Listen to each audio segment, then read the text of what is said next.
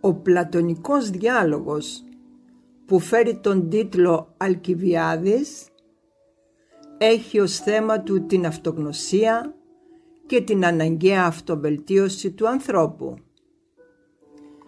Κατά την αρχαιότητα, ο διάλογος αυτός θεωρήθηκε ο πλέον κατάλληλος για να εισάγει τους σπουδαστές στη μελέτη της πλατωνικής σκέψης, όπως επίσης και σε όλη την περίοδο του νεοπλατωνισμού. Σε όλο το έργο παρακολουθούμε τη συνομιλία που διεξάγεται μεταξύ του 37χρονου Σωκράτη και του νεαρού Αλκιβιάδη, παραμονές της εκστρατείας στην Ποτιδαία, δηλαδή το 432 π.Χ. Την περίοδο εκείνη, ο Αλκιβιάδης ετοιμάζεται να βγάλει τον πρώτο λόγο του στην εκκλησία του Δήμου, αμέσως μετά την επικείμενη ενηλικίωσή του, όπου γίνεται 20 ετών. Ο Σωκράτης είχε προσέξει τα ιδιαίτερα χαρίσματα του νεαρού και επιδιώκει αυτήν τη συνομιλία όπου και του πλέκει το εγκόμιο. Ο νέος έχει όλα τα προσόντα για να διακριθεί στο δημόσιο στίβο. Εξαίσια ομορφιά, άριστη καταγωγή, μεγάλο πλούτο, ισχυρές πολιτικές διασυνδέσεις. Ο Σωκράτης, παράλληλα με το εγκόμιο, του επισημαίνει ότι είναι αδύνατο να πετύχει όλα αυτά που επιθυμεί χωρίς τη δική του βοήθεια. Ο Αλκιβιάδης του ομολογεί ότι πράγματι έχει απεριόριστες φιλοδοξίες για διάκριση και πολιτική δύναμη. Παράλληλα όμως, του εκφράζει την απορία του σχετικά με το τι είδους βοήθεια μπορεί ο ίδιος να του παράσχει.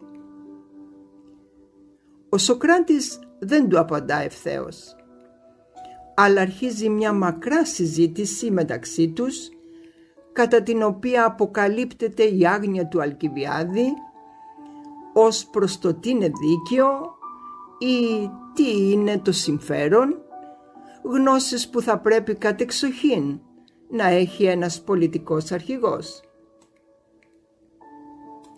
Ο Σωκράτης, αφού πρώτα οδηγήσει τον Αλκιβιάδη να ομολογήσει την άγνοιά του, τον προτρέπει να φροντίσει να βελτιώσει τον εαυτό του και ταυτόχρονα να μάθει να αναγνωρίζει τις αρετές των μελλοντικών αντιπάλων του και όχι να τις υποβιβάζει.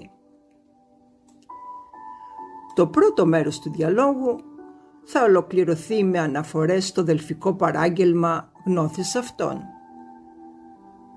Στο δεύτερο μέρος, αφού ο Αλκιβιάδης εξαναγκαστεί να ομολογήσει εκ νέου την άγνοιά του σε κάποια κέραια ζητήματα πολιτικής, όπως η ικανότητα ορθής κρίσης ή πώς επιτυγχάνεται η πολιτική συνοχή και η ομοψυχία, θα διαπιστωθεί και πάλι η ανάγκη επιμέλεια εαυτού, ώστε να επιτευχθεί η αυτοβελτίωση. Ως μέθοδο αυτοβελτίωσης, ο Σωκράτης, ερμηνεύοντας το δελφικό ρητό, υποδεικνύει τον ζωντανό διάλογο μέσω της διαπροσωπικής επαφής, φέρνοντας το παράδειγμα του ματιού, που δεν μπορεί να δει τον εαυτό του παρά μόνο σε καθρέπτη ή στην κόρη ενός άλλου ματιού. Και συμπληρώνει ο Σωκράτης στην παράγραφο 133d. Και η ψυχή, προκειμένου να γνωρίσει τον εαυτό της, πρέπει να στρέψει το βλέμμα της σε μια άλλη ψυχή και μάλιστα στο σημείο εκείνο όπου φύεται η αρετή της ψυχής. Ο Αλκιβιάδης πείθεται να αρχίσει την επιμέλεια του εαυτού του, στο πλαίσιο μιας αμοιβαίας σχέσης με τον Σωκράτη. Ο Σωκράτης χαίρεται για αυτή την εξέλιξη.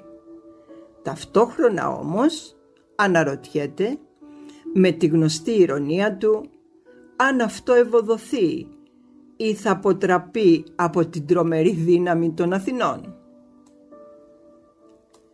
Η ταραχώδη πορεία του Αλκιβιάδη και η ικτρή κατάληξή του, αλλά και η καταδίκη του Σωκράτη απέδειξαν τη δυσκολία του εγχειρήματος που είχε ήδη επισημάνει ο Σωκράτης.